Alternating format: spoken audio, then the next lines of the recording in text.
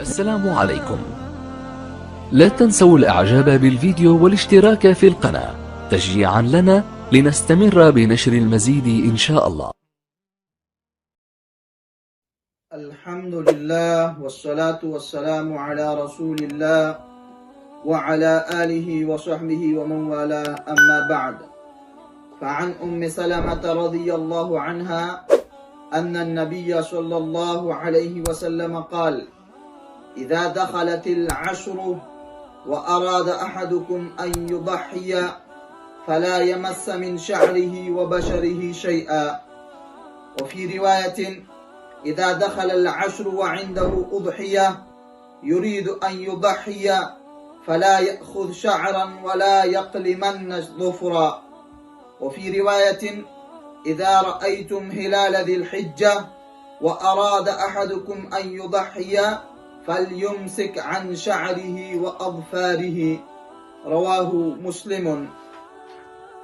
زما عزت مندو مسلمانانو ورونو خويندو، ما ستاسو در وړاندې د صحیح مسلم یو حدیث اغا د مختلف الفاظ سره اغا ولستو. ام المؤمنین ام سلمہ رضی الله عنها روایت کوي چې د الله رسول علیه الصلاة والسلام فرمایل: اذا دخلت العشر، چې کله را داخل شي د ذی الحجې د میاشت لومبنۍ عشره، واراد احدکم ان یضحي، او اراده په تاسو کې د یو کس چې هغه به قرباني کوي، نو فلا یمس من شعره وبشره شیئا، هغه د خپل د جسم ویښتو او د خپل د جسم بل یو حساس سرمن هغه دې نه مسه کوي، هغه دې نه کټ کوي. په بل روایت کې راځي ام المؤمنین فرمایي چې د الله رسول علیه الصلاة والسلام فرمایل: اذا دخل العشر وعنده اضحیه، چې کله د ذی الحجې لومبنۍ عشره را داخله شله، د ذی الحجې میاشت ولیدل شله، وعنده اضحیه، او د مؤمن مسلمان سره یو مسلمان سره هغه سره قرباني موجود وه، یرید ان یضحي، او دا اراده هم ده چې هغه به قرباني کوي، نو فلا یأخذن شعرا ولا یقلمن ظفرا، هغه د خپل د جسم ویښته هغه نه اخذ، د هغې نه دې نه اخلي، او نه د خپل نوکونه هغه دې قلم کوي، هغه دې کټ کوي.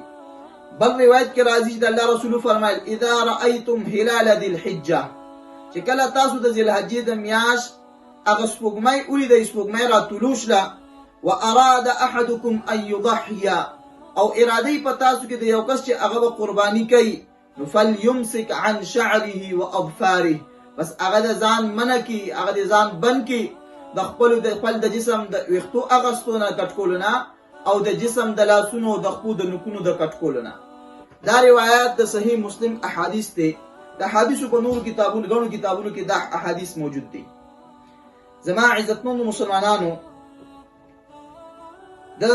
ذی الحجې د میاشت په راختو باندې کم مؤمن مسلمان له چې الله رب العالمین وس طاقت ورکړي او په هغه باندې قرباني هغه لازمي او دغه د قربانۍ اراده یي، نو هغه باندې دا حکم لازم دی چې هغه د ذی الحجې د میاشت د لیدونه هغه خپل ویښتو او د خپل جسم نوک او سرمن هغه مسه نه کي، هغه وانخلي، کټ نه کي، او د هغې نه څه حصه هغه قطعه نه کي. دا حکم په هر مؤمن مسلمان نارینه زنانه لوی او وړوکی چې د چا د قربانۍ اراده یي، نو په هغه دا لازم دی. د اهل علمو ترمنځ په دې مسله کې اختلاف دی چې آیا دا حکم،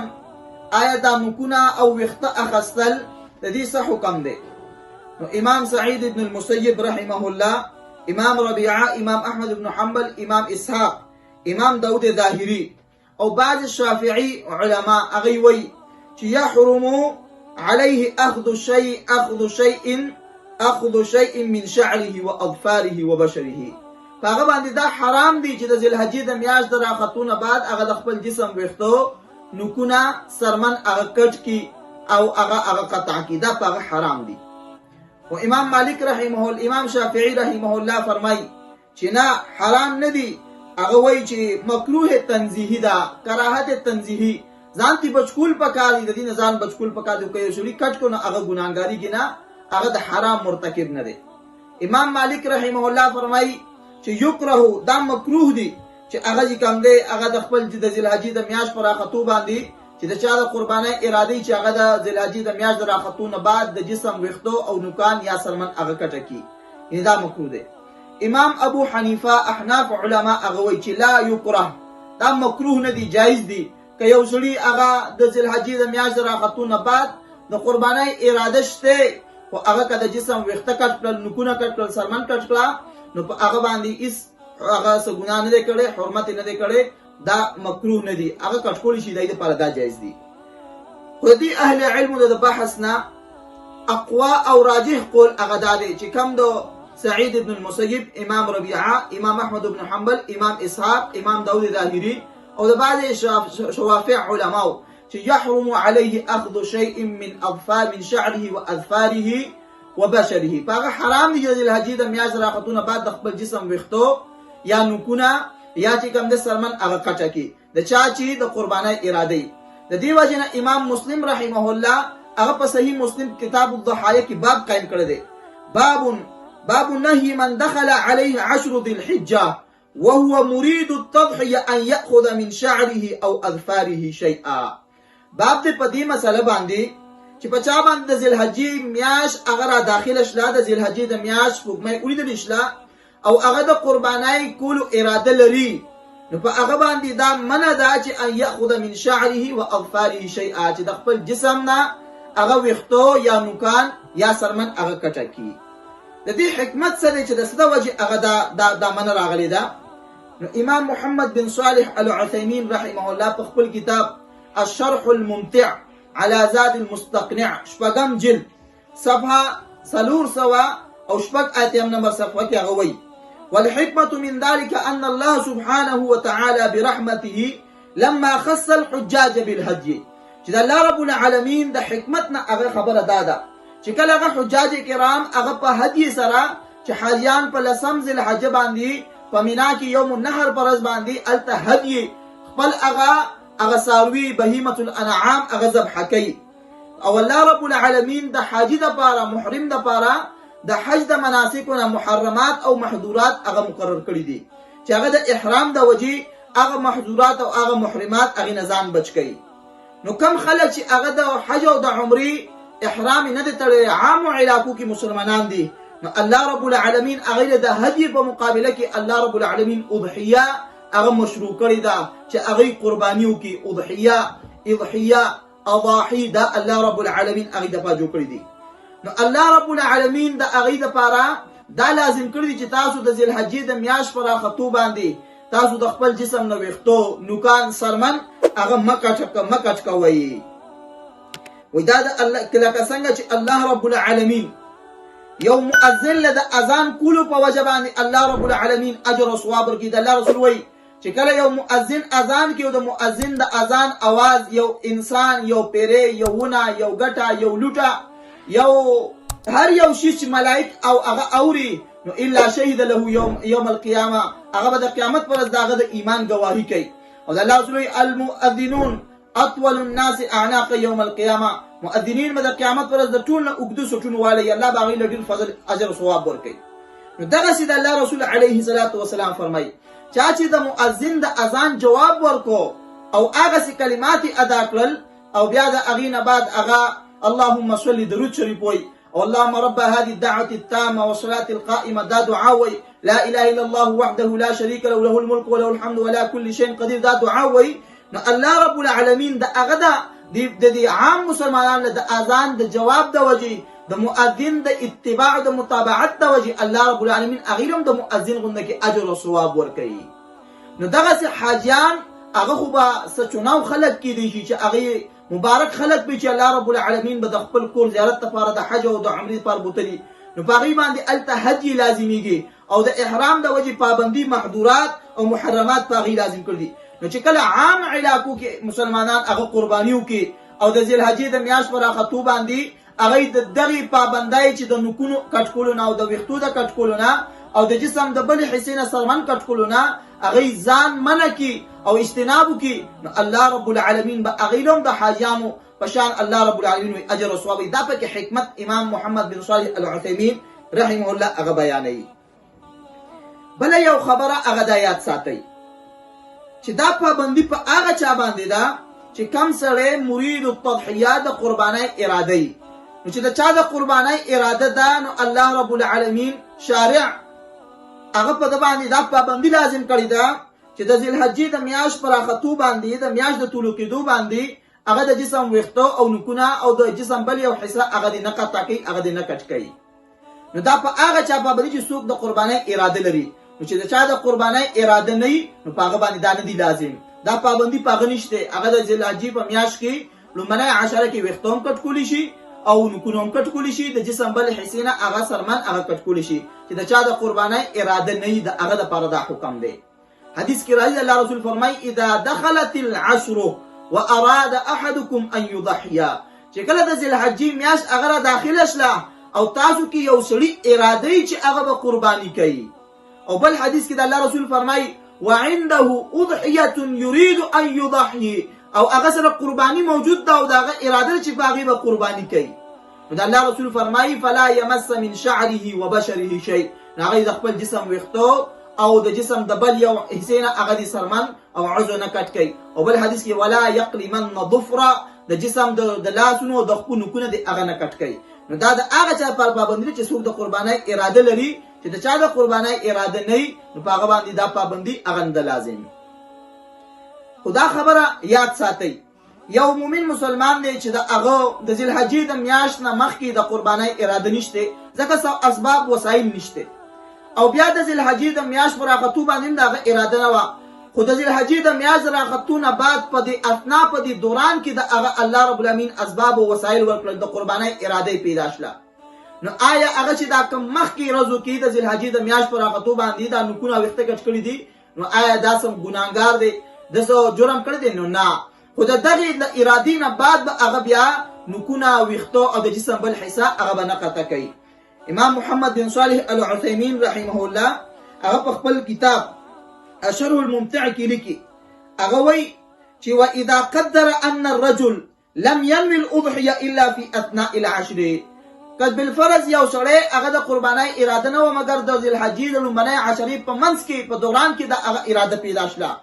وقد اخذ من شعره وبشرته وظفره نو فيصح، او هغه خپل ویښتو نوکان د جسم بل حصہ هغه ویښته کټ کړي دي، نوکونه کټ کړي دي، نو د هغه قرباني صحیح ده. ويبتدي تحريم الاخذ من حين نوى الاضحيه، خو چې د کم وخت نه هغه د قربانۍ د کولو نیت وکړو نو د هغه وخت نه په هغه باندې دا پابندي لازم شله چې اوس هغه د خپل د جسم ویښتو نوکونه او د جسم د بل یو حصې سرمن هغه به نه قطع کوي. عزتمنو مسلمانانو،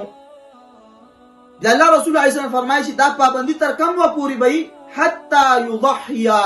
د یکم ذی الحجې نه والی تر لسم ذی الحجې د یوم النحر تر ورځ پورې چې تر څو هغه قرباني نه یې کړي نو هغه په دې پابندۍ په دې حکم کې هغه داخل دی، او هغه په دې پابندۍ کې لا داخل دی، پابندي په هغه باندې لازم ده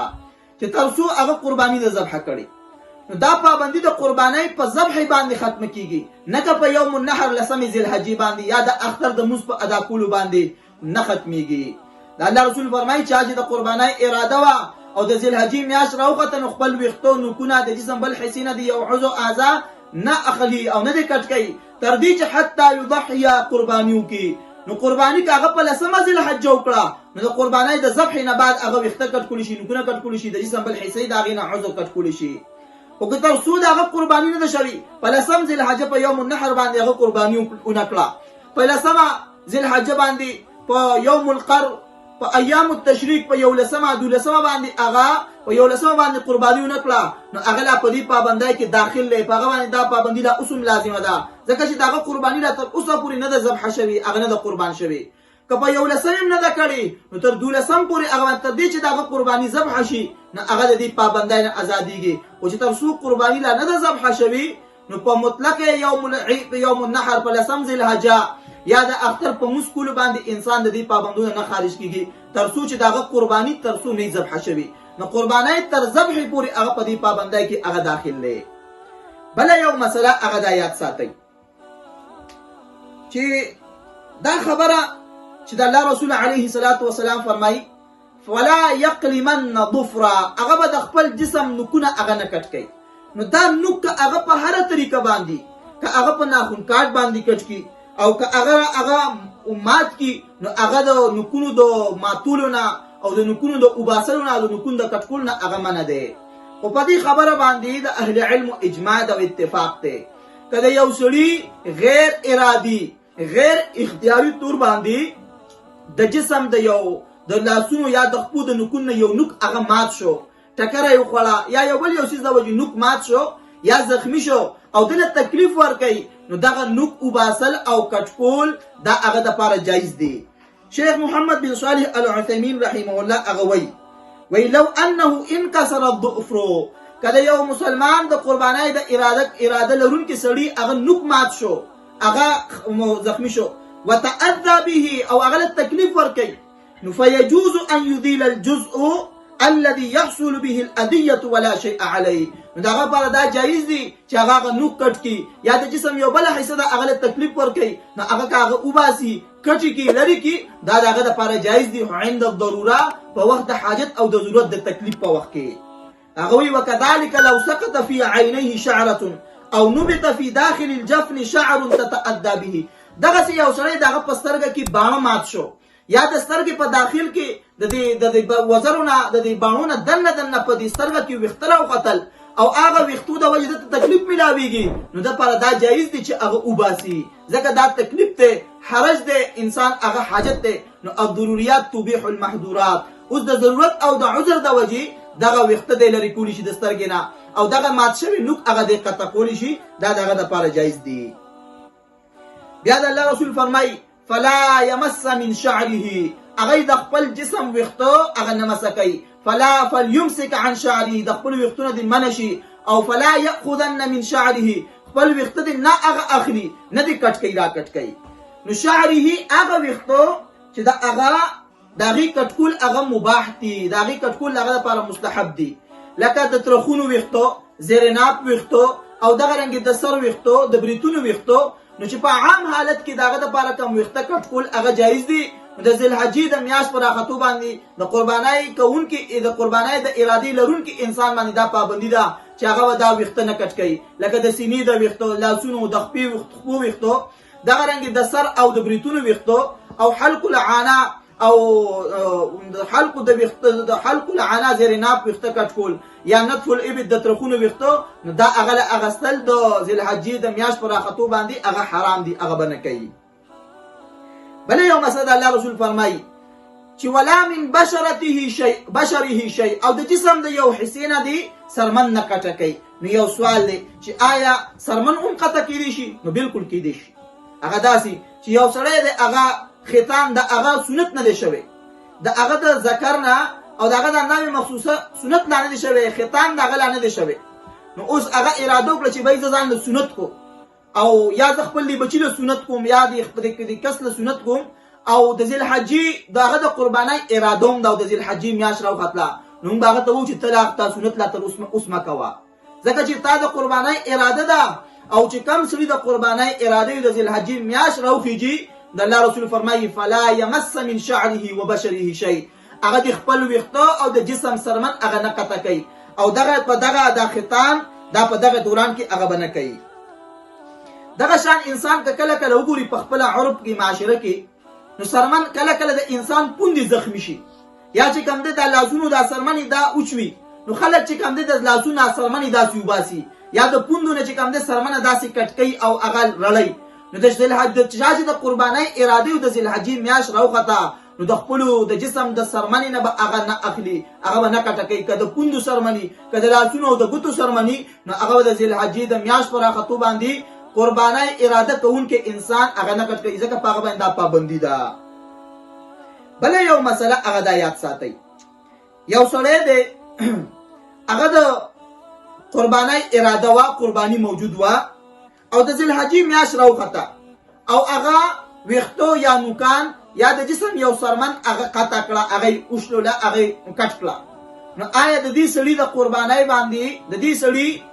دا د څه حکم دی؟ نو دا سړی آثم دی، د الله رب العالمین د شارع د یو حکم نافرمانی کړی دا. محمد رسول الله صلی الله علیه وسلم فرمای فلا يمس من شعره وبشره شيء، او بل حدیث کې فرمای فلا يأخذن من شعره ولا يقلمن ظفرا، او بل حدیث کې فرمایي فليمسك عن شعره واظفاره، نو نهي کړی دا، منع کړی دا چې تخپل ویختو نکونه سرمن مکټ کوا، خو دا هغه نهي نه باوجود طاقت کړه د شارع د حکم خلاف ورزي دی وکړه، آثمي ګناګاری، نو ته به توبه وباسي، توبه په د باندې لازم ده. اوس یو سوال دا دی چې آیا د دې سړي په قربانۍ په صحت باندې چې قرباني به وشي او که به ونشي، دا قرباني بیا کول جایز دی او که نه دی؟ نو دا هغه قرباني به الله رب العالمین په نسبت باندې مقبول به او که به نه وي. نو دا خبره یاد ساتئ چې دا سړی د دې ذوالحجې د میاشت په راختو د پابندۍ د لحاظ نه کولو د وجې د شارع د حکم د مخالفتیا د وجې عاصي دی، نافرمان دی، ګناهګار دی، خو د هغه په قربانۍ باندې څه اثر نه پرېږدي، د هغه قرباني هغه صحیح ده، ځکه د قربانۍ د صحت او د هغه د دې شیزونو د ویښتو او د نکونو او د سرمن د خټ کولو او د اغوستو د دې ترمنځ هیڅ تعلق نشته. قرباني په صحت او په قبولیت کې هغې کې څه فرق نه راځي. قرباني به د هغې سړي صحیح قرباني به وشي، خو د شارع د یو حکم خلاف ورزي به وشي، نو هغه ګناهګار دی، توبه وباسي، کفاره په هغه باندې نه ده لازم. بله یو مسله هغه دا یاد ساتئ، حدیث کې راځي سنن ابي داود کې کتاب الضحایا کې امام ابو داود رحمه الله هغه حدیث نقل کړی دی. هغه وایي عبد الله ابن عمر ابن العاص رضی الله عنه د حدیث راوي دی چې د الله رسول علیه الصلاة والسلام پسې یو سړی رالی او یا رسول الله ارأيت ان لم اجد الا منيحه، اې د الله رسول ستا څه خیال دی که ته د قربانۍ پر ورځ د یوم النحر پر ورځ باندې قربانی نشي قربانی میلاو نشي، یعنی اسباب او وسایل برابر نشي، زما مال دولت وس طاقت نه لرم قربانی ما ته میلاو نشي، خو صرف ما سره په کور کې پای ورکون کې یو بیزه ده، یو څاروی حیوان هغه موجود دی، بهیمة الانعام نه ما سره منیحه پای ورکون کې یو موجود ده، نو افاضحي بها، آیا زه دې قرباني وکم؟ د الله سبحانه لا ته به داسې نه کوې، ته داسې وکړه ولکن تأخذ من شعرك واظفارك وتقص شاربك، په لسم ذوالحجه په یوم النحر په ورځ باندې خپل بریتونه کټ کا، خپل نکونه کټ کا او خپل ویښته د جسم هغه کټ کا، وتحلق عانتك، او دغه رنګې د خپل شرمګاه د زیر ناپ ویښتو هغه لرې کا، یعنی غیر ضروري ویښته هغه د ترخونو او د نامه نه لاندې هغه لرې کا. نو فتلک تمام اضحیتک، الله رب العالمین به تعالی د پوره د قبول شوي قربانای اجر او ثواب الله رب العالمین تعالی درکړي. د دې حدیث فتلک اضحیتک عند الله، تمام اضحیتک عند الله عز وجل، دا ستاسو الله رب العالمین په نسبت باندې پوره قربانی ده. نو دا حدیث په سند باندې د بعض اهل علم کلام شته، لکه امام محدث العصر محمد ناصر الدین البانی رحمه الله دې حدیث ته هغه ضعیف ویلي دي، لکه په ضعیف سنن ابي داود کې، او محدث العصر محقق العصر ابو طاهر زبیر علیزی رحمه الله زمونږ شیخ او استاد هغه وایي دا حدیث صحیح حدیث دی، ځکه د دې حدیث د دې راوي دغه توثیق د اهل علم نه نقل دی، نو د دې دا حدیث د شیخ زبیر رحمه الله په نسبت باندې هغه صحیح دی. او هغه وایي که یو سړي وس طاقت نه لرو، خو د هغه اراده ده چې ما زه قرباني وکم، او په دې نیت باندې دی، په دې اراده ناست دی، په دې امید ناست دی چې الله رب العالمین مال اسباب او وسایل د یوم النحر لسمې ذوالحجې مال الله برابر کې او قرباني وکړو، نو هغه سړی که په دې نیت باندې د یکم ذوالحجې نه دې پابندۍ لحاظ وساتو چې هغه خپل ویښتو نکونه او سرمن هغه قطع نه کړه او د دې پابندو لحاظ یې وساتو، او په لسمه ذوالحجې باندې هغه ته اسباب او وسایل قرباني میلاو نشله، قرباني هغه ونه کړه، خو د لسمه ذوالحجې باندې هغه د خپل د جسم بریتونه کټ کړل، نکونه کټ کړل، ویښته کټ کړل، او زیر ناف ویښته او د ترخونو ویښته غیر ضروري ویښته یې واغستل، نو فتلک تمام اضحیتک عند الله عز وجل، الله رب العالمین به د دې نیت د وجې او د دې ارادې د وجې او د دې اتباع سنت او حدیث باندې د عمل کولو د وجې الله رب العالمین هغه د پوره د قربانۍ اجر او ثواب ورکړي. نو که د چا د قربانۍ اراده یي، نو هغه د یکم ذوالحجې د راختو د میاشت د راختو نه بعد هغه به د خپل جسم ویښتو نکونه او دغه رنګې سرمن هغه به نه قطع کوي، او دا د جسم دا ویښتو او دا ویښتو دا د جسم د هرې حصې منه ده، د سر نه والې تر خپو پورې د جسم هر قسم ویښتو هغه قطع کول او هغه اغستل او هغه کټ کول هغه منه ده، هغه حرام دي، هغې نه به پابندي وکړي. د جسم د ټول نکون د لاس او د خپو نکونه به نه قطع کوي، د جسم د سر نه وای تر خپو پورې سرمن هغه به نه قطع کوي. دې کې حکمت څه دی؟ امام نووي رحمه الله په المنهاج شرح صحیح مسلم بن الحجاج هغه دې حدیث په شرح کې وای د څه دا حکمت څه دی چې شریعت ولې دا منع کړی ده چې تاسو دا ویښتو نکونه سرمن مه قطع کوئ. وای والحکمة فی النهي انه يبقى کامل الاجزاء ليعتق من النار. د دې له وجې شارع دا منع کړی ده چې ته د ذوالحجې د میاشت په راختو باندې د جسم مه ویښته کټ کوه، مه نوکونه کټ کوه، مه سرمن کټ کوه، چې ستا د جسم هر عضو هغه باقي کامل پاتې شي، پوره پاتې شي، چې الله رب العالمین په یوم عرفه 9 ذوالحجه باندې چې الله خپل بندگان د جهنم د اور نه ازادوي، او په 10 ذوالحجه په یوم النحر باندې الله خپل بندگان ته معافی او درگذر کوي. نو چې دی الله رب العالمین ټول په ټوله کامل پوره په پوره الله د جهنم د اور نه آزاد کړي. دا حکمت شارع په دې کې خده لکه امام نووي رحمه الله هغه دا بیان کړی دی. نو زما عزتمنو مسلمانانو، موږ او تاسو کې چې کم یو مؤمن مسلمان نارینه او زنانه لوی او وړي کې د قربانای اراده یې، نو د یکم ذوالحجې د راختو د میاشت د لیدو نه بعد تر قربانای تر ذبح کېدو پورې هغه د خپل جسم ویښتو نکونه او سرمن هغه نه قطع کوي. دا پابندي په هغه باندې لازم ده. خو چې د چا د قربانای اراده نه وي نو که هغه ویښته کټ کوي، نکونه کټ کوي، جسم بل یو حصې نه عضو سرمن کټ کوي، نو هغه پر دا جایز دي کې هیڅ حل نشته. الله رب العالمین نه دعا او سوال لري چې الله مونږ ته د حق ویلو په هغې باندې د پوهې او د قرآن او د حدیث مطابق د حق د بیانولو د سلف صالحین د فهم مطابق الله رب العالمین له توفیق نصیب کړي. الله دې موږ له په دې باندې د پوهې د عمل کو توفیق نصیب کړي. وما علی الا البلاغ المبین وجزاکم الله خیرا.